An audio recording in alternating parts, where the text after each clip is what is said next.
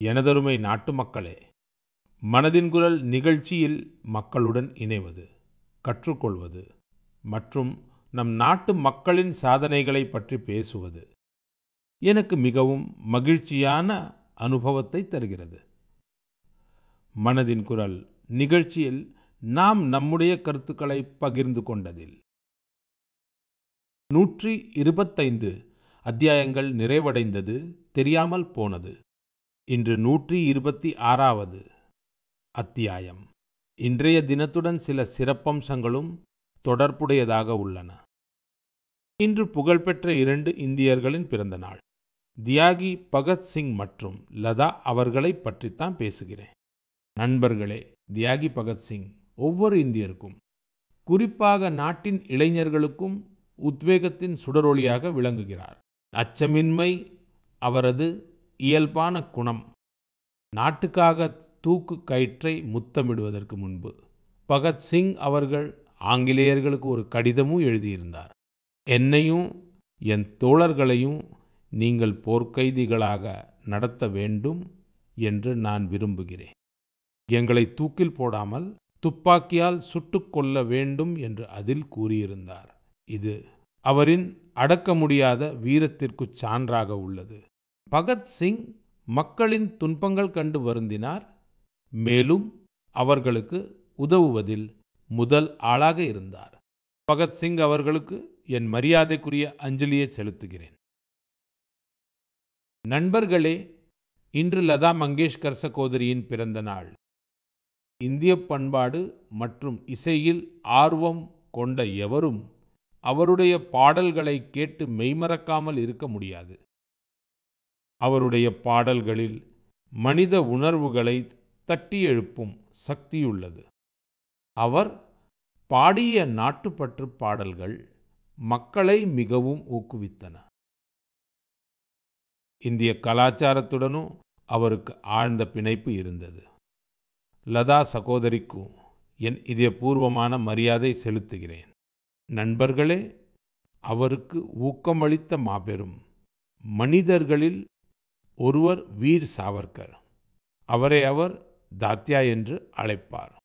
அவர் வீர் சாவர்கர் அவர்களின் பல பாடல்களுக்கு தன் குரலால் உயிரூட்டியிருக்கிறார். லதா சகோதரியுடன் எப்போதுமே எனக்கு ஒருவித பாச பிணைப்பு இருந்தது. அவர் ஒவ்வொரு ஆண்டும் மறக்காமல் எனக்கு ராக்கி அனுப்புவார். மராத்தி மெல்லிசையில் சிறந்து விளங்கும் சுதிர் ஃபட்கே அவர்கள் லதா சகோதரியை எனக்கு அறிமுகம் செய்து வைத்தார். நான் லதா சகோதரியிடம் நீங்கள் பாடி சுதிர் அவர்கள் இசையமைத்த ஜோதி கலஷ் சல்கே பாடல் மிகவும் பிடிக்கும் என்று கூறினேன். நண்பர்களே, நீங்களும் என்னுடன் சேர்ந்து ரசியுங்கள்.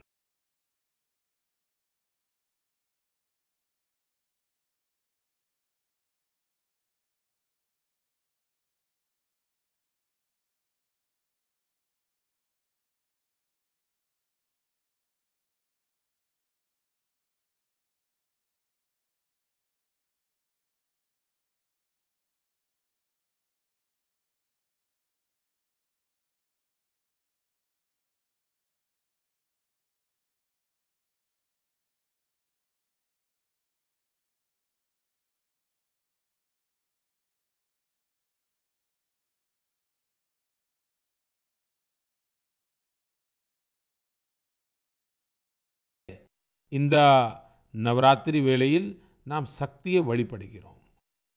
நாம் பெண் சக்தியை கொண்டாடுகிறோம். வர்த்தகம் முதல் விளையாட்டு வரை, கல்வி முதல் அறிவியல் வரை, நீங்கள் எந்த துறையை எடுத்துக்கொண்டாலும் நம் இந்திய பெண்கள் அனைத்து இடங்களிலும் தங்களது அடையாளத்தை பதித்து வருகின்றனர். நினைத்து பார்க்க முடியாத சவால்களை கடந்து வெற்றி கொள்கின்றனர். நான் உங்களிடம் ஒரு கேள்வி கேட்கிறேன். உங்களால் தொடர்ந்து 8 மாதங்கள் கடலில் இருக்க முடியுமா? காற்றின் வேகத்தில் செல்லும் படகில் 50,000 கிலோமீட்டர் தூரம் கடலில் பயணிக்க முடியுமா? அதுவும் கடலில் எப்போது வேண்டுமானாலும் வானிலை மோசமடையலாம் என்ற நிலையில் உங்களால் முடியுமா? இதைச் செய்வதற்கு முன்பு நீங்கள் 1000 முறை யோசிப்பீர்கள். ஆனால் 2 துணிச்சலான இந்திய கடற்படை அதிகாரிகள் நாவிகா சாகர் பரிக்ரமா பயணத்தின் போது இதைச் செய்து காட்டியிருக்கிறார்கள். துணிச்சல் மற்றும் மன உறுதி என்றால் என்ன என்பதை அவர்கள் காட்டியிருக்கிறார்கள். இன்று மனதின் குரல் நேயர்களுக்கு இந்த 2 வீரர்களை நான் அறிமுகப்படுத்த விரும்புகிறேன். ஒருவர் லெப்டினன்ட் கமாண்டர் தில்னா, மற்றொருவர் லெப்டினன்ட் கமாண்டர் ரூபா. இந்த 2 அதிகாரிகளும் நம்முடன் தொலைபேசி இணைப்பில் இருக்கிறார்கள். ஹலோ. Hello sir. வணக்கம். வணக்கம் சார். நம்முடன் லெப்டினன்ட் கமாண்டர் தில்னாவும் ரூபாவும் இருக்கிறார்கள். நீங்கள் இருவரும் ஒன்றாக இருக்கிறீர்களா? ஆமா சார், இருவர் இருக்கிறோம். இருவருக்கும் என் அன்பான வணக்கங்கள். வணக்கம் சார். நமஸ்காரம் சார். நம் நாட்டு மக்கள் உங்கள் இருவரை பற்றியும் கேட்க விரும்புகிறார்கள். நீங்கள் கூறுங்கள். சார், நான் லெப்டினன்ட் கமாண்டர் தில்னா. நான் இந்திய கடற்படையில் லாஜிஸ்டிக்ஸ் பிரிவில் பணிபுரிகிறேன். நான் 2014 கடற்படையில் சேர்ந்தேன். கேரளாவின் கோழிக்கோடு தான் என் சொந்த ஊர். என் தந்தை இராணுவத்தில் இருந்தார். என்னுடைய தாய் இல்லத்தரசி. என் கணவரும் இந்திய கடற்படையில் அதிகாரியாக இருக்கிறார். என் சகோதரி NCCயில் பணிபுரிகிறார். ஜெய்ஹிந்த் சார். நான் லெப்டினன்ட் கமாண்டர் ரூபா. நான் 2017 கடற்படையின் நேவல் ஆர்மமெண்ட் இன்ஸ்பெக்ஷன் கேடல் சேர்ந்தேன். என் தந்தை தமிழ்நாட்டை சேர்ந்தவர், தாய் பாண்டிச்சேரியை சேர்ந்தவர். என் தந்தை விமானப்படையில் இருந்தார் சார். எனக்கு அவரை பார்த்துதான் பாதுகாப்பு துறையில் சேர வேண்டும் என்ற ஆசை வந்தது. என் தாய் இல்லத்தரசி. தில்னா, ரூபா, சாகர் பரிக்ரமாவில் உங்களுக்கு கிடைத்த அனுபவத்தை பற்றி அனைவரும் கேட்க விரும்புகின்றனர். அது அவ்வளவு எளிதான காரியமல்ல என்று உறுதியாக நம்புகிறேன். பல சிரமங்கள் வந்திருக்கும், பல கஷ்டங்களை நீங்கள் கடந்திருக்க வேண்டும். ஆமா சார். சார், एक opportunity சார், நம் வாழ்க்கையை மாற்றக்கூடிய வாய்ப்பு நம் வாழ்க்கையில் ஒரு முறை தான் கிடைக்கும். இந்த உலக சுற்றுப்பயணம் எங்களுக்கு கிடைத்த அத்தகைய ஓர் அரிய வாய்ப்பு. இதை இந்திய கடற்படையும் இந்திய அரசும் எங்களுக்கு வழங்கியது. இந்த பயணத்தில் நாங்கள் சுமார் 47,500 கிலோமீட்டர் தூரம் பயணம் செய்தோம். 2024 அக்டோபர் 2 அன்று கோவாவில் இருந்து புறப்பட்டு மே 29 திரும்பினோம். 238 நாட்களானது சார். 238 நாட்களும் படகில் நாங்கள் இருவர் மட்டும்தான் இருந்தோம். இந்த பயணத்திற்காக 3 ஆண்டுகள் தயாரானோம். வழிகாட்டுதல், தகவல் தொடர்பு, அவசர கால சாதனங்களை எவ்வாறு இயக்குவது, டைவிங் செய்வது எப்படி, படகில் மருத்துவ அவசர நிலை போன்ற எந்த ஒரு நிலையையும் எப்படி சமாளிப்பது, இவை அனைத்தை பற்றியும் இந்திய கடற்படை எங்களுக்கு பயிற்சி அளித்தது. நாங்கள் பாயிண்ட் நெமோவில் இந்திய கொடியை ஏற்றினோம். அதுவே இந்த பயணத்தில் மறக்க முடியாத தருணம் சார். பாயிண்ட் நெமோ உலகின் மிகவும் தொலைதூரமான இடத்தில் உள்ளது சார். அங்கிருந்து மிக அருகில் இருக்கும் மனிதல் என்றால் சர்வதேச விண்வெளி நிலையத்தில் இருப்பவர்தான். அங்கு ஒரு பாய்மர படகில் சென்றடைந்த முதல் இந்தியர், முதல் ஆசியர் மற்றும் உலகின் முதல் மனிதர்கள் நாங்கள்தான். இது எங்களுக்கு மிகவும் பெருமையான விஷயம் சார். அருமை. உங்களுக்கு என் மனமார்ந்த வாழ்த்துக்கள். Thank you sir. உங்கள் தோழி ஏதாவது சொல்ல விரும்புகிறாரா? சார், பாய்மரப்படகில் உலகை சுற்றி வந்தவர்களின் எண்ணிக்கை எவரெஸ்ட் சிகரத்தை அடைந்தவர்களின் எண்ணிக்கையை விடவும் மிக குறைவு. பாய்மரப்படகில் தனியாக உலகை சுற்றி வருபவர்களின் எண்ணிக்கை விண்வெளிக்கு சென்றவர்களின் எண்ணிக்கையை விடவும் குறைவு. சரி, இவ்வளவு சிக்கலான பயணத்திற்கு சிறந்த குழுப்பணி தேவை. ஆனால் உங்கள் குழுவில் நீங்கள் 2 அதிகாரிகள் மட்டுமே இருந்தீர்கள். இதை நீங்கள் எப்படி சமாளித்தீர்கள்? ஆமாம் சார். இது போன்ற பயணத்திற்கு நாங்கள் இருவரும் ஒன்றாக கடுமையாக உழைக்க வேண்டியிருந்தது. லெப்டினன்ட் கமாண்டர் தினா சொன்னது போல் இதை சாதிக்க நாங்கள் இருவரும் மட்டுமே இருந்தோம். பழுது பார்ப்பவர், என்ஜின் மெக்கானிக், மருத்துவ உதவியாளர், சமையல்காரர், தூய்மை பணியாளர், டைவர், வழிகாட்டி என அனைத்துமாக நாங்களே செயல்பட்டோம். இதை நாங்கள் சாதிப்பதற்கு இந்திய கடற்படையின் பங்களிப்பு மகத்தானது. எங்களுக்கு எல்லா விதமான பயிற்சிகளையும் அவர்கள் கொடுத்திருந்தார்கள். சார், நாங்கள் 4 ஆண்டுகளாக ஒன்றாக பயணம் செய்கிறோம். அதனால் எங்களின் பலம் மற்றும் பலவீனங்களை பற்றி நாங்கள் அறிவோம். எங்கள் படகில் ஒருபோதும் பழுதாகாத ஒரு சாதனம் இருந்தது என்றால் அது எங்கள் இருவரின் குழுப்பணி என்று கூறுவோம். சரி, வானிலை மோசமாக இருக்கும்போது கடலில் வானிலை எப்படி இருக்கும் என்று கணிப்பது கடினம். அந்த சூழ்நிலையை நீங்கள் எப்படி சமாளித்தீர்கள்? சார், எங்கள் பயணத்தில் பல சவால்கள் இருந்தன. இந்த பயணத்தில் நாங்கள் பல சவால்களை எதிர்கொள்ள வேண்டியிருந்தது. குறிப்பாக சார், தென்பெருங்கடலில் வானிலை எப்போதும் மோசமாக இருக்கும். அதோடு நாங்கள் 3 புயல்களை எதிர்கொள்ள வேண்டியிருந்தது. சார், எங்கள் படகு வெறும் 17 மீட்டர் நீளமும் 5 மீட்டர் அகலமும் கொண்டிருந்தது. சில நேரங்களில் 3 மாடி கட்டிடத்தை விட பெரிய அலைகள் வரும். இந்த பயணத்தில் அதிக வெப்பத்தையும் அதிக குளிரையும் எதிர்கொண்டோம். அண்டார்டிகாவில் நாங்கள் பயணம் செய்து கொண்டிருந்த போது வெப்பநிலை 1 டிகிரி செல்சியஸ் ஆகவும் காற்றின் வேகம் மணிக்கு 90 கிலோமீட்டராகவும் இருந்ததை நாங்கள் ஒரே நேரத்தில் எதிர்கொள்ள வேண்டியிருந்தது. குளிரிலிருந்து தப்பிக்க நாங்கள் 6 to 7 அடுக்கு ஆடைகளை அணிந்திருந்தோம். தென்பெருங்கடல் முழுவதையும் நாங்கள் 7 அடுக்கு ஆடைகளுடன் கடந்தோம். ஒரு சில சமயம் கேசடுப்பு மூலம் எங்கள் கைகளை சூடுபடுத்திக் கொள்வோம். சில நேரங்களில் நாங்கள் காற்றே இல்லாத போது நாங்கள் பாய்மரத்தை முழுதுமாக இறக்கிவிட்டு மிதந்து கொண்டிருப்போம்.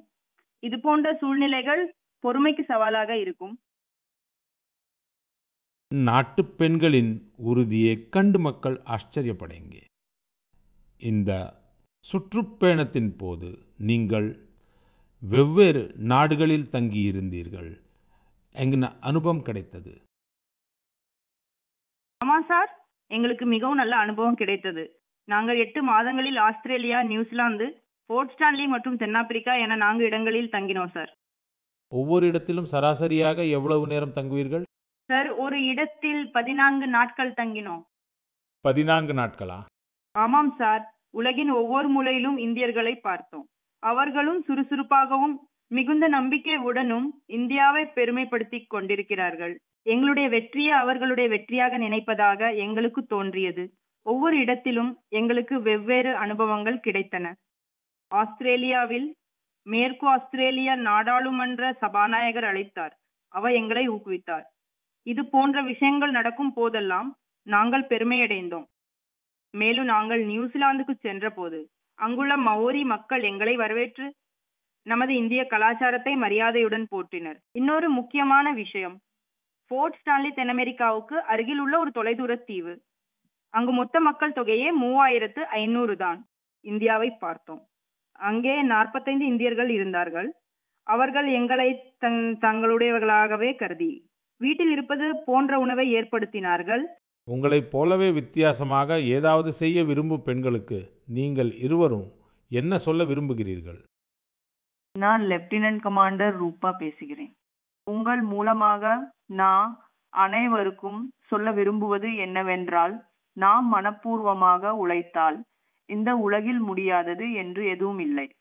நீங்கள் எங்கிருந்து வருகிறீர்கள், எங்கே பிறந்தீர்கள் என்பதெல்லாம் ஒரு பொருட்டே இல்லை. இந்திய இளைஞர்களும் பெண்களும் உயர்ந்த கனவுகளை காண வேண்டும் என்பது எங்கள் இருவரின் விருப்பம். எதிர்காலத்தில் அனைத்து பெண்களும் பாதுகாப்பு துறையிலும் விளையாட்டிலும் சாகசங்களிலும் ஈடுபட்டு நாட்டின் பெயரை பெருமைப்படுத்த வேண்டும். அதில்னா மற்றும் ரூபா, உங்கள் பேச்சை கேட்டு எனக்கும் மிகவும் சிலிர்ப்பாக இருக்கிறது. எவ்வளவு பெரிய வீர செயலை நீங்கள் செய்திருக்கிறீர்கள். உங்கள் இருவருக்கும் என் மனமார்ந்த நன்றிகள். நிச்சயமாக உங்கள் உழைப்பு, உங்கள் வெற்றி, உங்கள் சாதனை ஆகியவை நாட்டின் இளைஞர்களையும் இளம் பெண்களையும் ஊக்குவிக்கும். இதுபோல மூவர்ண கொடியை உயரப்பறக்க விடுங்கள். உங்கள் எதிர்கால முயற்சிகளுக்கு என் மனமார்ந்த வாழ்த்துக்கள். நன்றி சார். மிக்க நன்றி. வணக்கம். நமஸ்காரம். வணக்கம் சார். நண்பர்களே, நமது பண்டிகைகளும் திருவிழாக்களும் இந்தியாவின் கலாச்சாரத்தை உயிர்ப்புடன் வைத்திருக்கின்றன. छठ பூஜா என்பது தீபாவளிக்கு பிறகு வரும் ஒரு புனித பண்டிகை. சூரிய தேவனுக்கு அர்ப்பணிக்கப்பட்ட இந்த மாபெரும் பண்டிகை மிகவும் சிறப்பு வாய்ந்தது. இதில் நாம் அஸ்தமிக்கும் சூரியனுக்கும் அர்க்கியம் செலுத்தி அவரை வழிபடுகிறோம். சட் பூஜை நாட்டின் பல்வேறு பகுதிகளில் மட்டும் கொண்டாடப்படுவதில்லை, மாறாக உலகம் முழுவதும் அதன் சிறப்பு காணப்படுகிறது. இன்று இது ஒரு உலகளாவிய பண்டிகையாக மாறி வருகிறது. நண்பர்களே, இந்திய அரசும் சட் பூஜை தொடர்பாக ஒரு பெரிய முயற்சியில் ஈடுபட்டுள்ளது என்பதை உங்களிடம் சொல்வதில் மிகவும் மகிழ்ச்சி அடைகிறேன். இந்திய அரசு சட் மகாபர்வத்தை யுனெஸ்கோ வின் புலனாகா பண்பாட்டு மரபுரிமை பட்டியலில், அதாவது யுனெஸ்கோவின் கலாச்சார பாரம்பரிய பட்டியலில் சேர்ப்பதற்கு முயல்கிறது. சட் பூஜை யுனெஸ்கோ பட்டியலில் சேர்க்கப்படும் போது உலகின் மூலை முடுக்குகளில் உள்ள மக்கள் அதன் மகத்துவத்தையும் தெய்வீகத்தையும் அனுபவிக்க முடியும். நண்பர்களே, சில காலத்திற்கு முன்பு இந்திய அரசின் இதே போன்ற முயற்சிகளால் கொல்கத்தாவின் துர்கா பூஜையும் யுனெஸ்கோவின் இந்த பட்டியலில் ஒரு பகுதியாகியுள்ளது. நாம் நமது கலாச்சார நிகழ்வுகளுக்கு இதுபோலவே உலகளாவிய அங்கீகாரத்தை பெற்று தந்தால் உலகம் அவற்றை பற்றி அறிந்து கொள்ளும், புரிந்து கொள்ளும், அவற்றில் பங்கேற்க முன்வரும். நண்பர்களே, அக்டோபர் 2ஆம் தேதி காந்தி ஜெயந்தி. காந்திஜி எப்போதும் சுதேசியை பின்பற்றுவதை வலியுறுத்தினார். அவற்றில் காதி மிகவும் முதன்மையானது. துரதிருஷ்டவசமாக சுதந்திரத்திற்கு பிறகு காதியின் பொலிவு சற்று மங்கத் தொடங்கியது. கடந்த 11 ஆண்டுகளில் காதியின் மீதான நாட்டு மக்களின் ஈர்ப்பு அதிகரித்துள்ளது. கடந்த சில ஆண்டுகளில் காதி விற்பனையில் பெரும் வளர்ச்சி காணப்படுகிறது. அக்டோபர் 2ஆம் தேதி ஏதாவது ஒரு காதி பொருளை நிச்சயம் வாங்குங்கள் என்று உங்கள் அனைவரையும் நான் கேட்டுக்கொள்கிறேன். இது சுதேசி என்று பெருமையுடன் சொல்லுங்கள். இதை சமூக ஊடகங்களில் வோக்கல் ஃபார் லோக்கல் என்ற முழக்கத்துடன் பகிருங்கள். நண்பர்களே, காதியைப் போலவே நமது கைத்தறி மற்றும் கைவினைப் பொருட்கள் துறையிலும் பல மாற்றங்கள் காணப்படுகின்றன. இன்று நமது நாட்டில் இது போன்ற பல உதாரணங்கள் வெளிவருகின்றன. பாரம்பரியம் மற்றும் புதுமையை ஒன்றாக இணைத்தால் அற்புதமான பலன்கள் கிடைக்கும் என்பதை அவை உணர்த்துகின்றன. உதாரணமாக தமிழ்நாட்டின் யாஸ் நேச்சுரல்ஸை குறிப்பிடலாம். அசோக் ஜெகதீசன் அவர்களும் பிரேம் செல்வராஜ் அவர்களும் தங்களது வேலையை விட்டுவிட்டு புதிய முயற்சியை தொடங்கினார்கள். புல் மற்றும் வாழைநாரிலிருந்து யோகா பாய்களை தயாரித்தார்கள். மூலிகை வண்ணங்களை கொண்டு துணிகளுக்கு சாயமேற்றினார்கள். 200 குடும்பங்களுக்கு பயிற்சி அளித்து வேலைவாய்ப்பையும் வழங்கினார்கள். ஜார்க்கண்டின் ஆஷிஷ் சத்யவிரத் சாஹி அவர்கள் ஜோஹார் கிராம் பிராண்ட் மூலம் பழங்குடியினரின் நெசவு மற்றும் ஆடைகளை உலகளாவிய அரங்கிற்கு கொண்டு சென்றுள்ளார். அவரது முயற்சிகளால் இன்று ஜார்க்கண்டின் கலாச்சார பாரம்பரியத்தை மற்ற நாடுகளைச் சேர்ந்தவர்களும் அறியத் தொடங்கியுள்ளனர். பீகாரின் மதுபனி மாவட்டத்தைச் சேர்ந்த ஸ்வீட்டி குமாரி அவர்களும் சங்கல்ப் கிரியேஷன் என்ற அமைப்பை தொடங்கியுள்ளார். மிதிலா ஓவியத்தை அவர் பெண்களின் வாழ்வாதாரத்திற்கான ஒரு கருவியாக மாற்றியுள்ளார். இன்று 500க்கும் மேற்பட்ட கிராமப்புற பெண்கள் அவருடன் இணைந்து தற்சார்பு பாதையில் பயணிக்கிறார்கள். இந்த வெற்றி கதைகள் அனைத்தும் நமது பாரம்பரியங்களில் வருமானத்திற்கான எத்தனை வழிகள் வரைந்துள்ளன என்பதை நமக்கு கற்பிக்கின்றன. நமது நோக்கம் உறுதியாக இருந்தால் வெற்றி நம்மை விட்டு விலகிச் செல்லாது. என் அன்பார்ந்த நாட்டு மக்களே, இன்னும் சில நாட்களில் விஜயதசமி கொண்டாடவிருக்கிறோம். இந்த முறை விஜயதசமி மற்றொரு காரணத்திற்காகவும் மிகவும் சிறப்பு வாய்ந்ததாக இருக்கிறது. இதே நாளில்தான் ராஷ்டிரிய ஸ்வயம் சேவக் சங் நிறுவப்பட்டு 100 ஆண்டுகள் நிறைவடைகின்றன. இந்த பயணம் முன் எப்போதையும் விட மிகுந்த ஊக்கமளிப்பதாகவும் இருக்கிறது. இன்றிலிருந்து 100 ஆண்டுகளுக்கு முன்பு ராஷ்டிரிய ஸ்வயம் சேவக் சங் நிறுவப்பட்ட போது நமது தேசம் பல நூற்றாண்டுகளாக அடிமைச் சங்கிலிகளால் பிணைக்கப்பட்டிருந்தது. பல நூற்றாண்டுகளாக தொடர்ந்த இந்த அடிமைத்தனம் நமது சுயமரியாதைக்கும் தன்னம்பிக்கைக்கும் பெரும் பாதிப்பை ஏற்படுத்தியிருந்தது.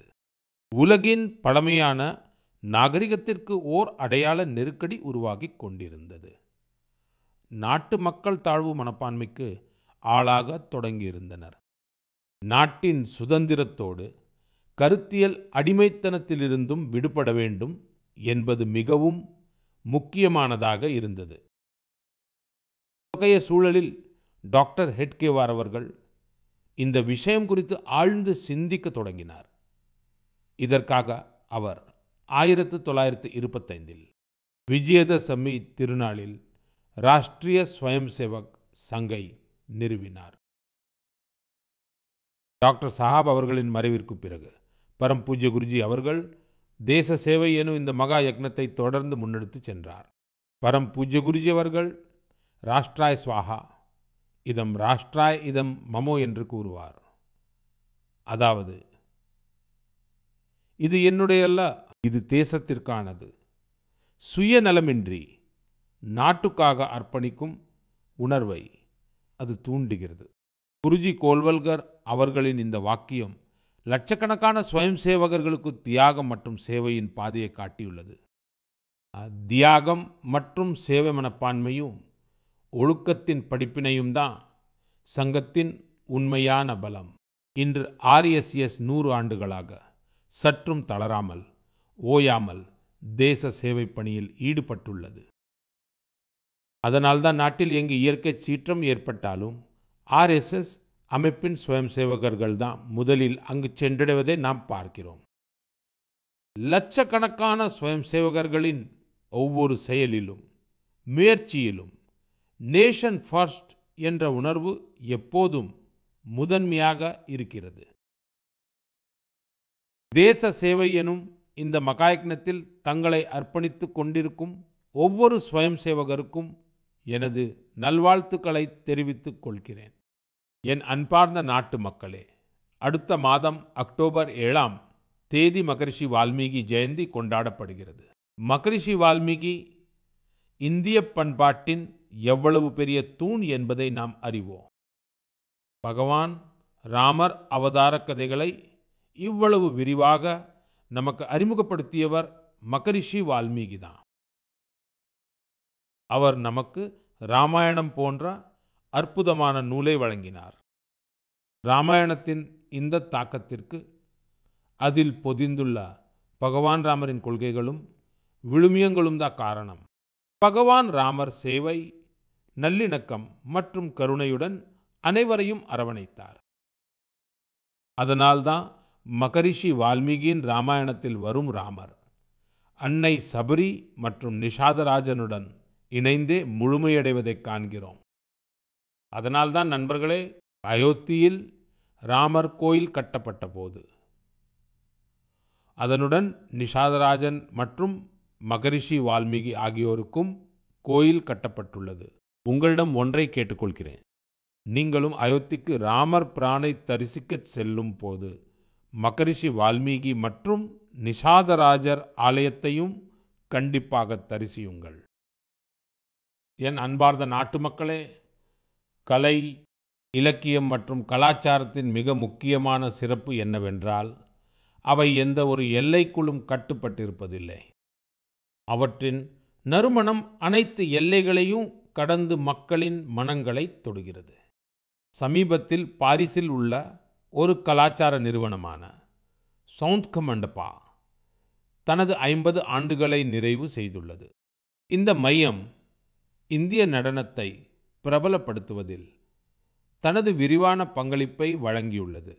விதை மிலேனா சால்வினி நிறுவினார். சில ஆண்டுகளுக்கு முன்பு அவருக்கு பத்மஸ்ரீ விருது வழங்கி கௌரவிக்கப்பட்டது. சென்டர் மண்டபாவுடன் தொடர்புடைய அனைவருக்கும் மனமார்ந்த வாழ்த்துக்களை தெரிவித்துக் கொள்கிறேன். அவர்களின் எதிர்கால முயற்சிகளுக்கும் நல்வாழ்த்துக்களை தெரிவித்துக் கொள்கிறேன். நண்பர்களே, இப்போது நான் உங்களுக்கு 2 ஆடியோக்களை போட்டு கட்டுகிறேன். அவற்றை கவனமாக கேளுங்கள். தயாலு சித்தகின் சித்தனா மினிஹ கௌருந்தோ மசபந்தே மினிஹ மினிஹ கன சொந்தினே நேனு வெதோ பிந்த குது சித்துவே தயாலு சித்தகின் சித்தனா மினிஹ கௌருந்தோ மசபந்தே மினிஹ மினிஹ கன சொந்தினே. இப்போது 2வது ஆடியோவை கேளுங்கள். மனிதன் மனிதனுக்காயில்லையே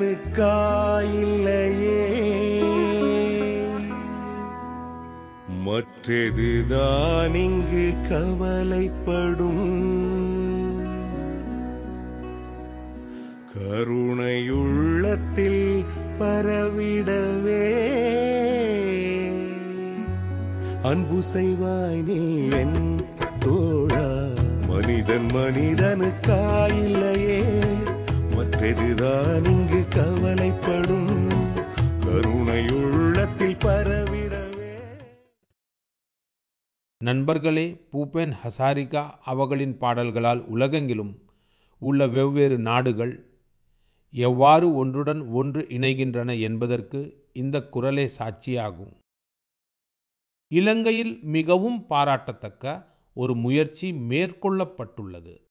இதில் பூபேந்தா அவர்களின் புகழ்பெற்ற பாடலான மனுஹே மனுஹார பாபே பாடல இலங்கை கலைஞர்கள் சிங்களம் மற்றும் தமிழில் மொழிபெயர்த்துள்ளனர்.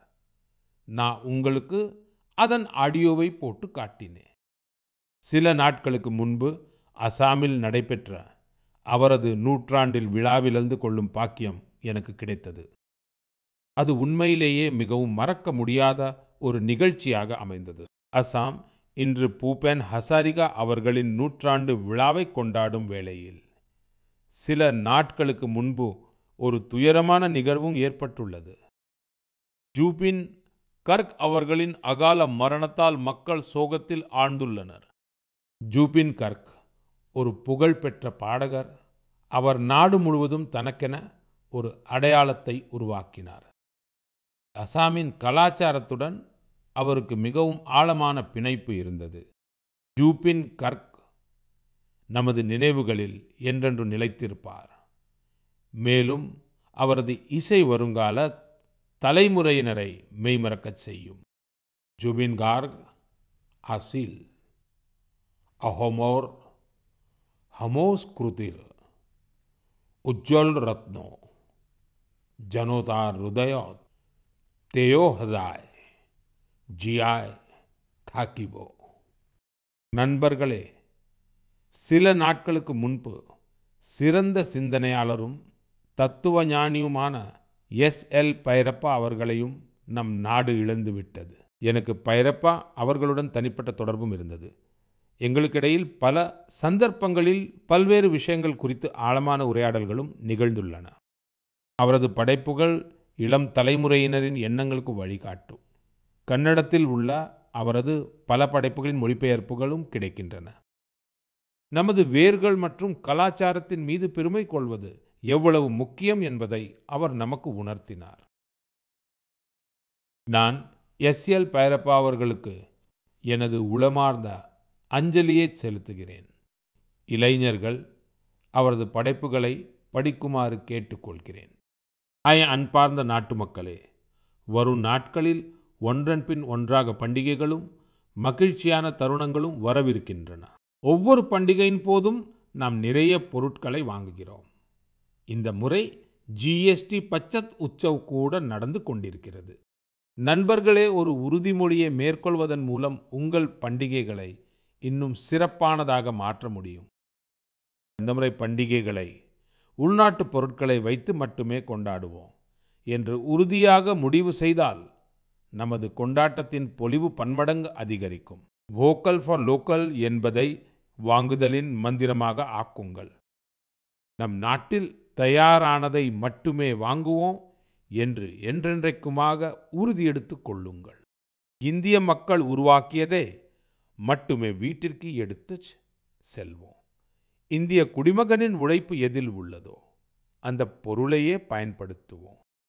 நான் அவ்வாறு செய்யும்போது நான் ஒரு பொருளை மட்டும் வாங்குவதில்லை, ஒரு குடும்பத்தின் நம்பிக்கையை வீட்டிற்கு கொண்டு வருகிறோம். ஒரு கைவினைஞரின் உழைப்பிற்கு மரியாதை அளிக்கிறோம். ஒரு இளம் தொழில்முனைவோரின் கனவுகளுக்கு சிறகுகளை அளிக்கிறோம். நண்பர்களே, பண்டிகைகளின் போது நாம் அனைவரும் நமது வீடுகளை சுத்தம் செய்வதில் ஈடுபடுகிறோம். ஆனால் தூய்மை என்பது வீட்டின் 4 சுவர்களுக்குள் மட்டும் நின்றுவிடக்கூடாது. தெருக்குயிர்ப்பு பகுதி, சந்தை, கிராமம் என அனைத்து இடங்களிலும் தூய்மையை பேணுவது நமது பொறுப்பாக மாற வேண்டும். நண்பர்களே, வரவிருக்கும் காலகட்டம் பண்டிகை காலமாகவே இருக்கிறது. தீபாவளி ஒரு வகையில் மாபெரும் திருவிழாவாகவே ஆகிவிடுகிறது. உங்கள் அனைவருக்கும் தீபாவளி நல்வாழ்த்துக்களை தெரிவித்துக் கொள்கிறேன். ஆனால் அதே சமயம் நாம் தற்சார்பு அடைய வேண்டும் என்பதை மீண்டும் வலியுறுத்துகிறேன். நாட்டை தற்சார்பு உடையதாக ஆக்கிய தீர வேண்டும். அதன் பாதை சுதேசி வழியாகவே முன்னோக்கி செல்ல வேண்டும். நண்பர்களே, மனதின் குரல் நிகழ்ச்சி இத்துடன் நிறைவடைகிறது. அடுத்த மாதம் மீண்டும் புதிய சரிதங்களுடனும் உத்வேகங்களுடனும் சிந்திப்போம். அதுவரை உங்கள் அனைவருக்கும் என் நல்வாழ்த்துக்கள். நன்றி.